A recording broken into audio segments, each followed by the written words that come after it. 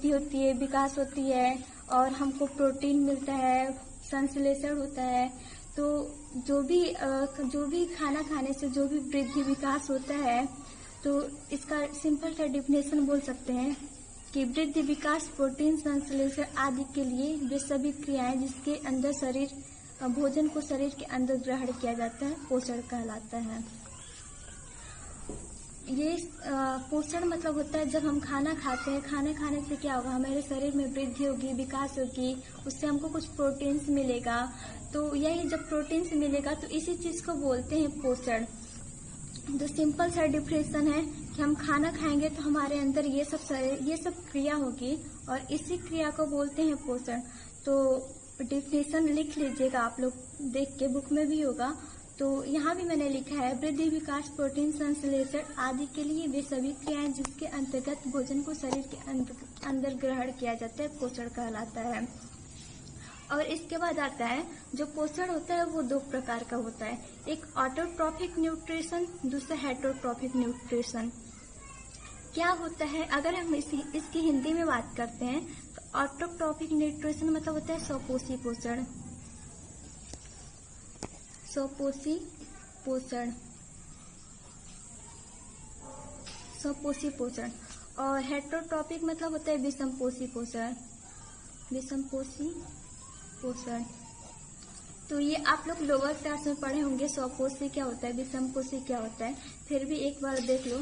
स्वपोषी मतलब होता है कि हिंदी में अगर हम इसकी इंग्लिश में बात करते हैं तो बोलते हैं ऑटोट्रॉफिक। ऑटो मतलब होता है कि सेल्स, लिखा है यहाँ पे, ऑटो मतलब होता है सेल और ट्रॉफिक मतलब होता है फोटोसिंथेसाइजिंग, मतलब जो स्वयं के द्वारा भोजन बनाया जाता है, जो भी ऑर्गेनिज्म है जो खुद से भोजन बनाते हैं उसको बोलते हैं हम लोग स्वपोषण। स्वयं मतलब स्वयं, स्व मतलब होता है स्वपोषी, स्वपोषण। स्वयं मतलब होता है स्वयं, पोषण मतलब होता है भोजन का निर्माण करना, यानी स्वयं के द्वारा जो भोजन का निर्माण करता है उसको बोलते हैं स्वपोषी पोषण।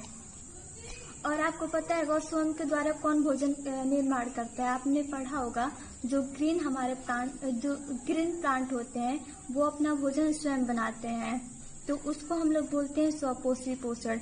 और उसमें भी आपका आता है फोटोसिंथेसिस, वो कैसे अपना मतलब कौन सा प्रोसेस करके अपना भोजन का निर्माण करते हैं। तो आपको पता होगा फोटोसिंथेसिस से, जिसको हम लोग हिंदी में बात करते हैं तो बोलते हैं प्रकाश संश्लेषण। सिंपल से प्रकाश मतलब होता है लाइट, प्रकाश मतलब पता ही होगा, संश्लेषण मतलब निर्माण करना। जो प्लांट होते हैं अपना किस तरीके से भोजन निर्माण करते हैं, तो प्रकाश संश्लेषण के माध्यम से। यहाँ से आपका क्वेश्चन बहुत ज्यादा आता है, ये आपके एग्जाम के लिए बहुत ज्यादा इम्पोर्टेंट है, इसको बुक में भी देख के पढ़ लेना।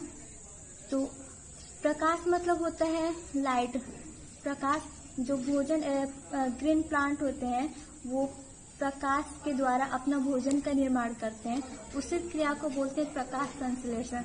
लेकिन वो क्या करते हैं, किस तरीके से अपना भोजन का निर्माण करते हैं, यहाँ मैंने लिखा है सूर्य के प्रकाश की उपस्थिति में, जो सन होता है, सूर्य होता है, उसके प्रकाश, जब वो लाइट होता है उसके प्रकाश उपस्थिति में। और कहाँ से, पौधों के हर एक भाग में भोजन का निर्माण नहीं होता है।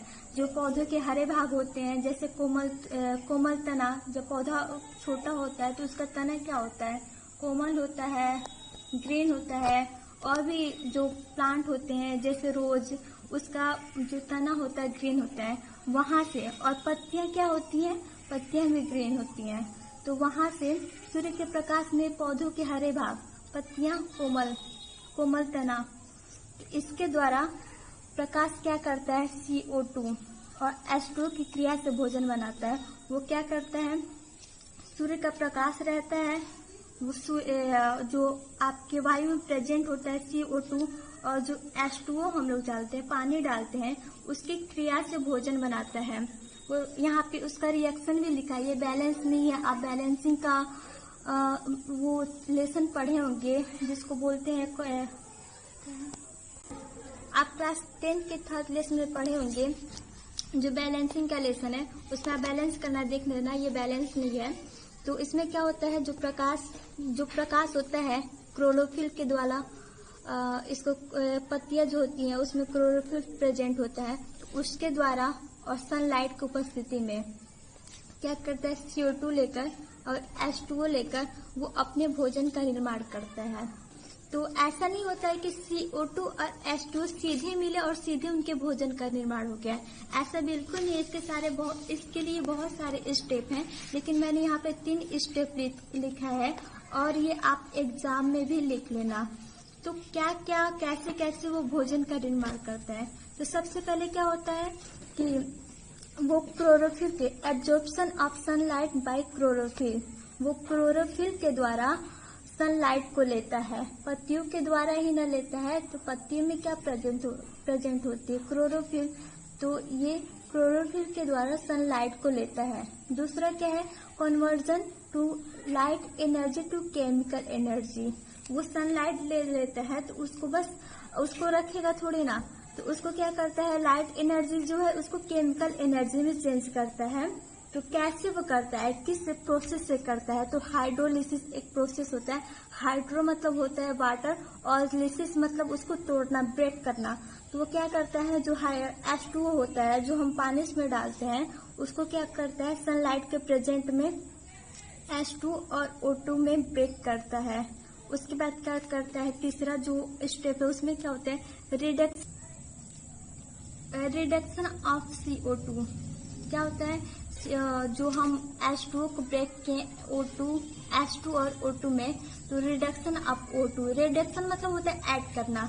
उसमें क्या होता है, जो CO2 है उसको H2 है उसको CO2 में ऐड किया जाता है और यहाँ पे आपका बनता है ग्लूकोज, यहाँ पे बनता है आपका ग्लूकोज। यही पौधों का भोजन होता है और उसमें से O2 निकलता है। यही 3 स्टेप है जिसको आपको पढ़ना है। इसके बाद भोजन का निर्माण होता है। ये बैलेंसिंग नहीं है, बैलेंसिंग का अभी वीडियो बना होगा, आप लोग देख लिए होंगे, तो बैलेंस इसको कर लिए होंगे या बुक में दिया होगा तो वहां से कर लीजिएगा। ये हो गया प्रकाश संश्लेषण, आपके एग्जाम के लिए बहुत ज्यादा इम्पोर्टेंट है।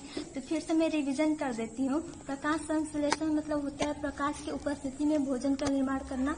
और कैसे करता है, सनलाइट को क्लोरोफिल के द्वारा सनलाइट को लेता है, इसमें CO2 आता है और H2O, CO2 और H2O को 3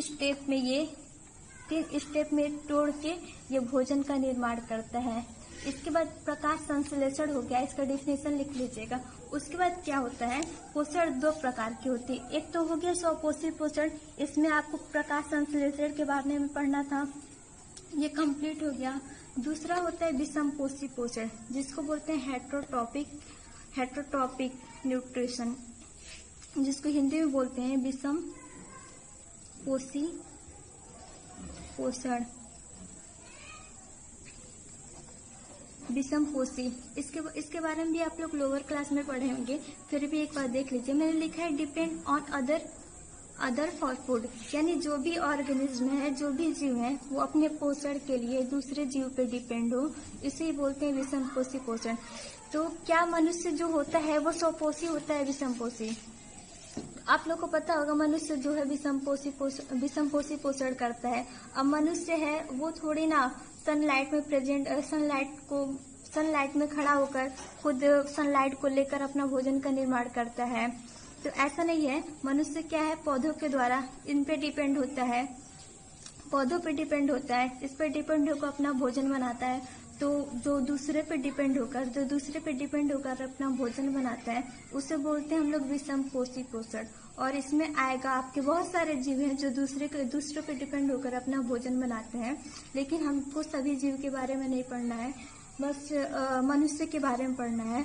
तो इसके बारे में हम लोग कल बात करेंगे, क्योंकि ये टॉपिक जो है ज्यादा बड़ा है।